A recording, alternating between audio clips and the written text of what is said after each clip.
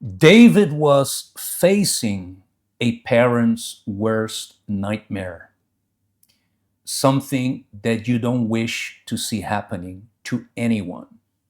One of the biggest tragedies in his family was when Amnon raped his half sister Tamar. You can find this family affair in 2 Samuel chapter 13. We continue from yesterday. Let's refresh as we read here. After this, Absalom, the son of David, had a lovely sister whose name was Tamar, and Amnon, the son of David, loved her. Amnon had a friend whose name was Jonadab, the son of Shimeah, David's brother. Now, Jonadab was a very crafty man. And he said to him, "Why are you, the king's son, becoming thinner day after day? Will you not tell me?" Amnon said to him, "I love Tamar, my brother Absalom's sister." So Jonadab said to him, "Lie down on your bed and pretend to be ill. And when your father comes to see you, say to him, 'Please let my sister Tamar come and give me food.'" Then Amnon lay down and pretended to be ill. And when the king came to see him, Amnon said to the king, "Please let Tamar, my sister, come and make a couple of cakes for me." And David sent home to Tamar, saying, "Now go to your brother Amnon's house and prepare food for him." So Tamar went to her brother Amnon's house. Then she took flour and kneaded it, made cakes in his sight, and baked the cakes. Then Amnon said, "Have everyone go out from me." Then Amnon said to Tamar, "Bring the food into the bedroom."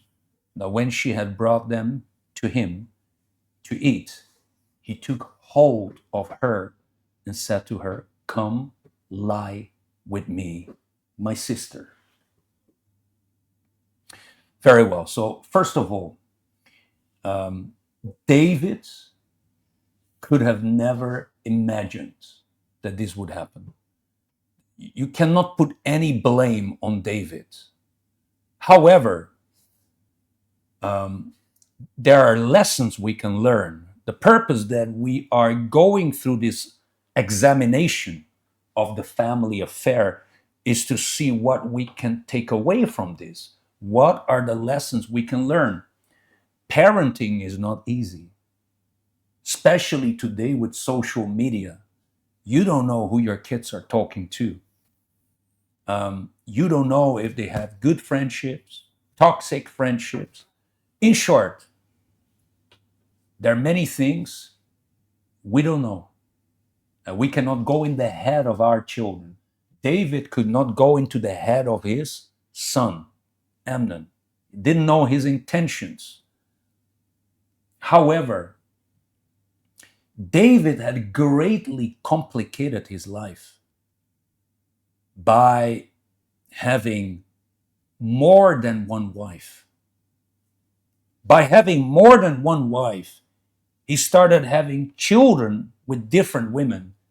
And amongst these half brothers and half sisters, surely there must have been competition. There must have been some moments of frustration, pressure, stress, fairness, unfairness, favoritism, many things. He complicated his life.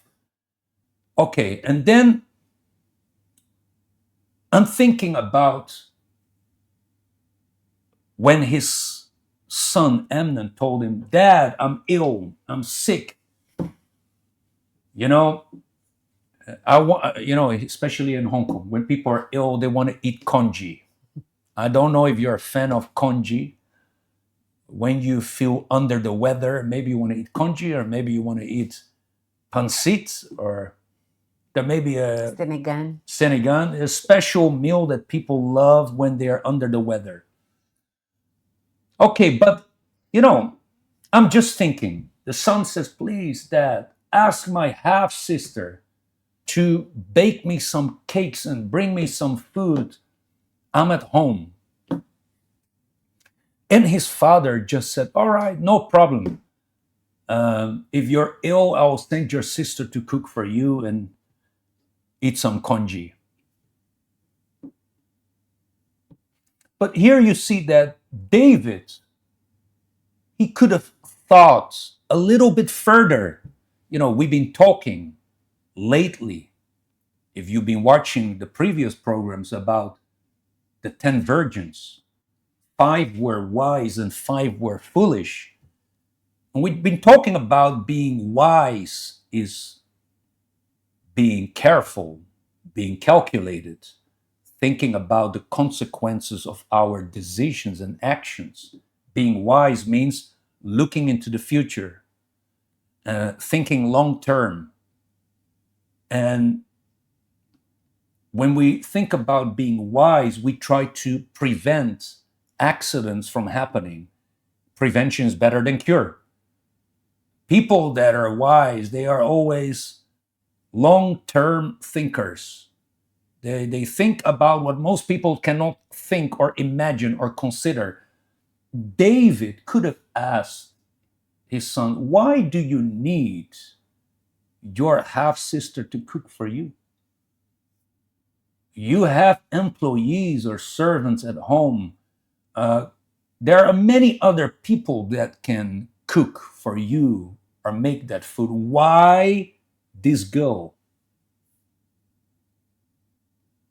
David did not need to be suspicious, but it's not wrong to ask this.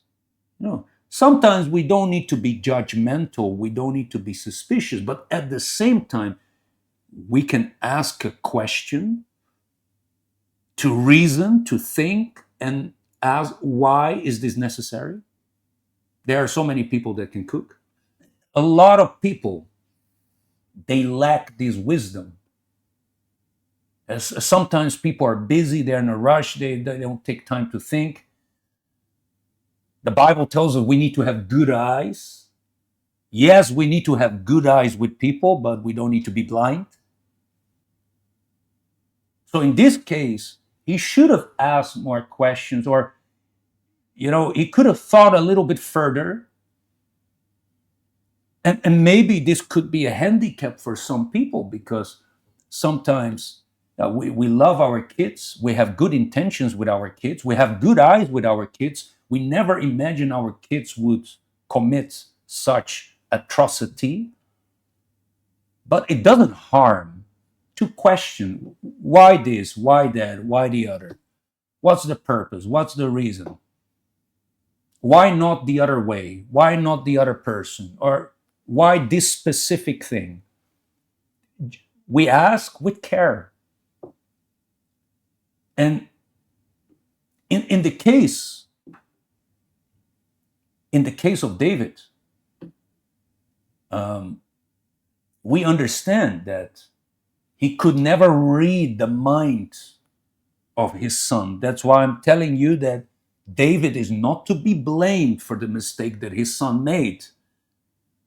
And we know that parents cannot be blamed for what their children do. This is not something you can control. But the Bible teaches about being prudent, being watchful, being vigilant, being careful. Prevention is better than cure, right? I'm thinking here, I feel for David, and the same way as I feel for maybe these mothers that are connected with us, that the children have committed atrocities, killing people, get involved with criminality. I feel for them because I can see David. He, first of all, he was not an ordinary person. David was the king. He had to manage Yeah. not only his house, but he had to manage the kingdom. And I can also understand David, in a sense, maybe he wanted to compensate his children for the mistakes he had done. Yeah. So he married different women. He brought so many different women into the palace, so many children from different women. Mm-hmm. I can only imagine the confusion inside of that palace. Mm-hmm. Surely it was not, it was a palace in size, but not a palace like a nice place to be in. Mm-hmm.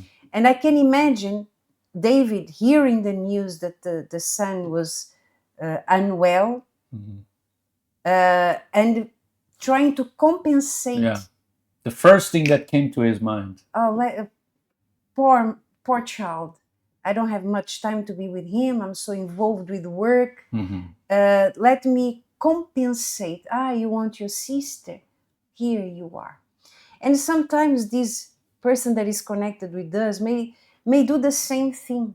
Mm-hmm. Because their absence, they are so busy with their work abroad, not even in the same country, but abroad, working so hard to provide the daily needs, the needs of the children, Mm-hmm. sending them to the best schools that they can afford, giving them the best that they can afford. That sometimes, in order not to hear words like you don't care about me, you left me here, Yeah.